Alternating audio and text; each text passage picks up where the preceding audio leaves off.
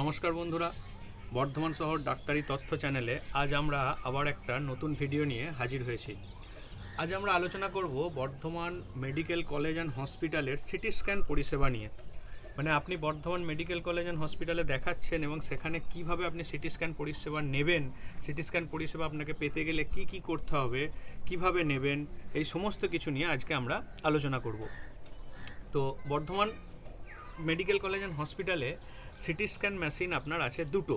একটা হচ্ছে Bardhaman medical college and হসপিটালের যে প্রিমিসেস তার মধ্যেই রয়েছে, আর একটা রয়েছে বর্ধমান হসপিটাল মেডিকেল কলেজের যে নিউরোলজি ডিপার্টমেন্ট, যেটা অনাময় বলি আমরা, সেই অনাময়ে।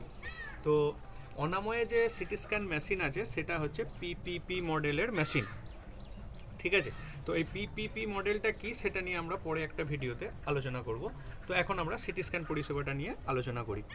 প্রথমত হচ্ছে যে ধরুন আপনার patient Bardhaman medical college and হসপিটালে ভর্তি আছে, বা আপনার পেশেন্টের কোনো এমার্জেন্সি কিছু হয়েছে, আপনি বর্ধমান হসপিটালে নিয়ে গেছেন। তো সেই দুটো পেশেন্টের মানে ভর্তি পেশেন্ট এবং ওই এমার্জেন্সি পেশেন্টদের সিটি স্ক্যান ডিপার্টমেন্ট একটু আলাদা। আর আপনি বর্ধমান মেডিকেল কলেজ অ্যান্ড হসপিটালের আউটডোরের যে কোনো বিভাগে আপনি দেখিয়েছেন এবং সেই বিভাগ থেকে ডাক্তারবাবুরা আপনাকে সিটি স্ক্যান করতে বলেছেন, তার ডিপার্টমেন্টটা আলাদা। এটা একটু মাথায় রাখতে হবে। তো আমি প্রথমেই বললাম যে বর্ধমান মেডিকেল কলেজ অ্যান্ড হসপিটালের যে প্রিমিসেস সেখানে একটা মেশিন আছে। তো এই যে মেশিনটা হচ্ছে তাদের জন্য যারা এখানে ভর্তি আছেন বা এমার্জেন্সি বেসিসে আপনাকে সিটি স্ক্যান করাতে হবে, সেটার ডিপার্টমেন্ট হচ্ছে এটা। মানে আপনি আউটডোরে দেখিয়েছেন দিয়ে ভাবছেন সিটি স্ক্যান ডাক্তারবাবু বলেছেন, সেটা আপনি এখানে করাতে পারবেন না। এখানে শুধুমাত্র এমার্জেন্সি কোনো পেশেন্টের ডাক্তারবাবু করতে বলেছেন এবং আপনার পেশেন্ট ইনডোরে ভর্তি আছে তাদেরই হবে। আর আউটডোর পেশেন্টদের ক্ষেত্রে যেটা করতে হবে সেটা হচ্ছে এই যে আপনাকে একটা বললাম যে অনাময়ে আপনার একটা সিটি স্ক্যান মেশিন আছে। তো ডাক্তারবাবু যদি আউটডোর থেকে আপনাকে সিটি স্ক্যান সাজেস্ট করেন, তাহলে আপনাকে অনাময়ে গিয়ে সেখানে যে সিটি স্ক্যান ডিপার্টমেন্ট আছে সেখানে গিয়ে আপনাকে যোগাযোগ করতে হবে।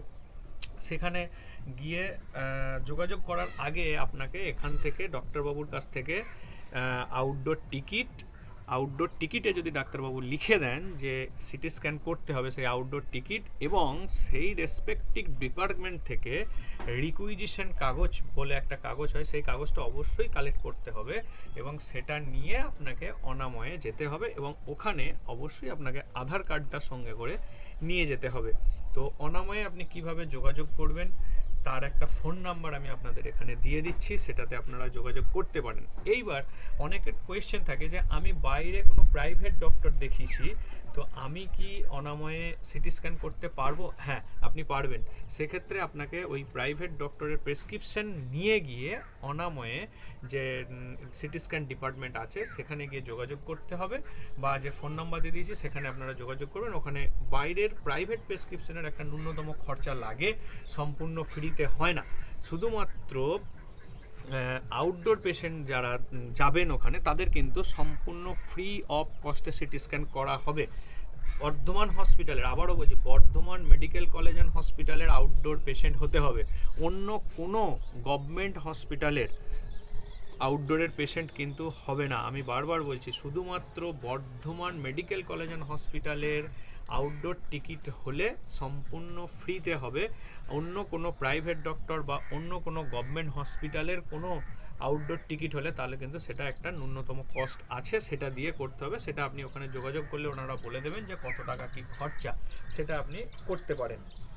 এটা হচ্ছে বর্ধমান হসপিটালের আপনার সিটি স্ক্যান পরিষেবা পাওয়ার একটা তথ্য আমি আপনাদেরকে দিলাম।